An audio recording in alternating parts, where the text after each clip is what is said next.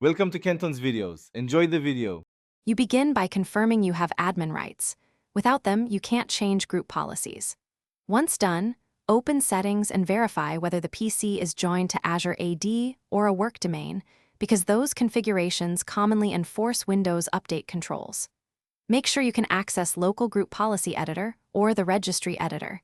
If either is blocked, note that domain policies may be overriding local changes.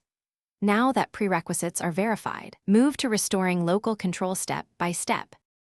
You navigate gpedit, MSC to the Windows Update branch and audit any enabled policies.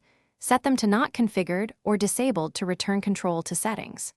If gpedit is not present, open regedit and carefully delete or rename policy keys under hklm/software/policies /Microsoft/Windows Update. Doing this removes enforced update settings. Once you clear local policy entries, run gpupdate/force to apply changes, then reboot. Make sure to export. You now verify settings update and security shows normal control. Restart the Windows Update service and try checking for updates. If the PC is managed by a domain or Azure AD, make sure you either coordinate with IT or unjoin the account when permitted. Otherwise, policies will return.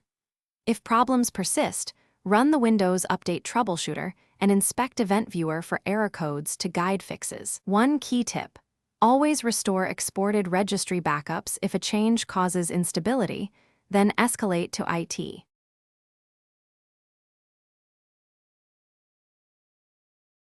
Thanks for watching. Consider subscribing if we helped you.